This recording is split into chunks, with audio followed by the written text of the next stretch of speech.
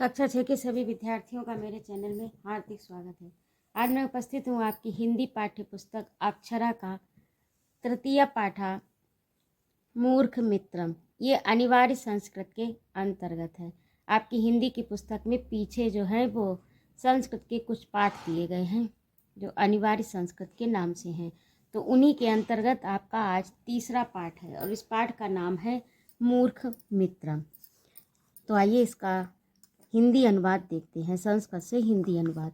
एकस्मिन् नगरे एकः नृपः आसीत्। एकस्मिन् माने एक, नगरे माने नगर में, एका माने एक, नृपः माने राजा, आसीत् माने था।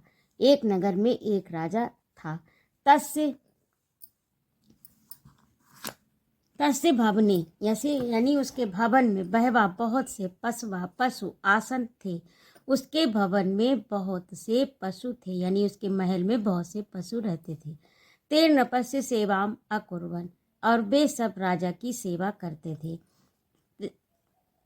तेषु पशु एकः वानरा अपि तस्य प्रिया अभवत्, और उन पशुओं में एक वानर यानी बंदर, अपि माने भी, तस्य माने उसका, प्रिय माने प्यारा, अभवत् माने था, और उसमें से एक बंदर भी उनका प्यारा था। एकदा नपुंसकता आसीत्, एक बार राजा सो रहे थे। तदा सा वानरा व्यजनेन तम अविजयति, और उस समय जब राजा सो रहे थे उस समय वह बंदर व्यजनेन यानी पंखा, तम अविजयत यानी पंखा झल रहा था।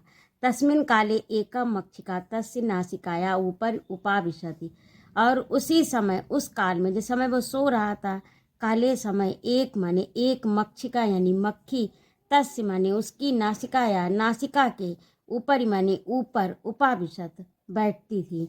वानरा बारम ताम मक्षिकाम व्यजनेन निवार्यति, और बंदर जो था वो बार बार ताम माने उस, मक्षिका माने मक्खी को, व्यजनेन पंखे से, निवार्यत हटा रहा था।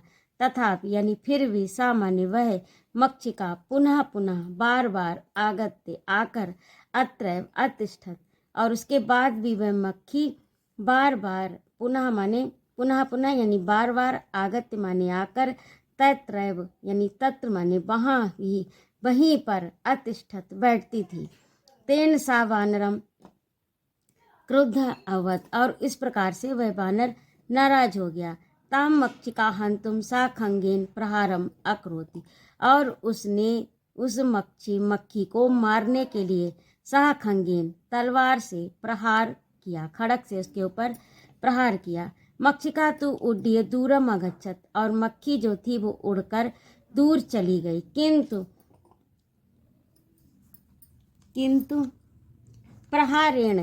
प्रहार से नृपस्य राजा की नासिका नाक छिन्ना अभवत, छिन्न हो गई, यानी नासिका पर ही वो चोट लगी तो नासिका जो थी वो छिन्न हो गई, अर्थात उस पर चोट लगी, घायल हो गई। अथा मूर्ख जन सह मित्रता नोचिता नो उचिता, अब इसका संधि विच्छेद करें तो ना उचिता।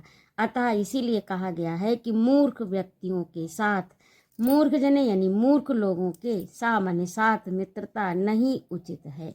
मूर्खों के साथ मित्रता उचित नहीं है। तो ये आपके पाठ का अर्थ था, समझ में आ गया होगा। यदि ना आए तो आप कृपया मेरे कमेंट बॉक्स में अवश्य लिखिएगा। आप देखिए, नपा राजा बहवा बहुत एकदा, एक समय एक बार, व्यजनेन पंखे से अभिजित हवा कर रहा था।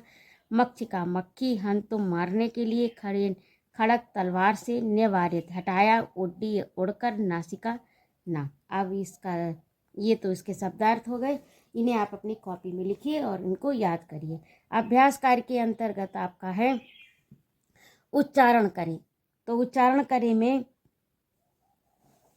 ये जो है शब्द दिए हैं, इनका उच्चारण पशु व्यजनेन अविजयति, क्रुद्धः खड्गेन उड्डीय। अब अगला है 2 में, देखिए, एक पद में उत्तर दें।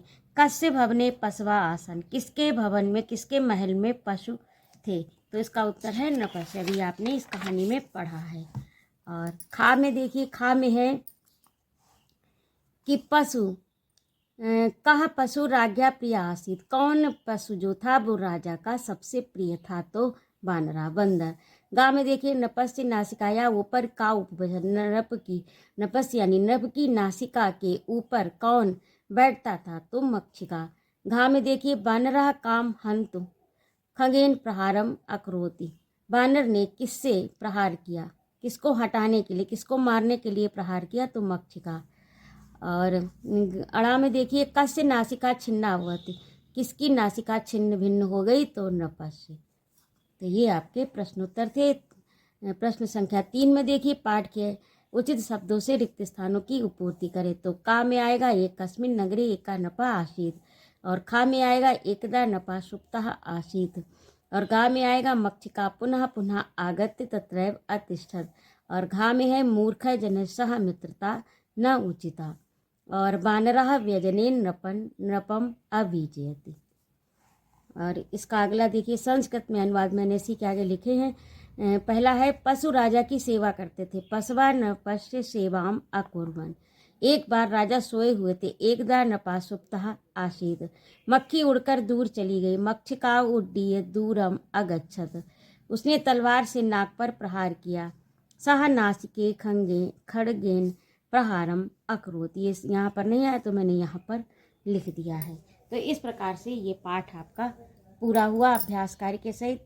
अगर आपको मेरा पढ़ाना अच्छा लगा हो तो कृपया मेरे चैनल को सब्सक्राइब अवश्य करें, लाइक और कमेंट करें, और अपने मित्रों में शेयर भी करें।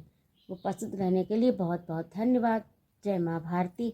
आपके सुझाव का सादर स्वागत है।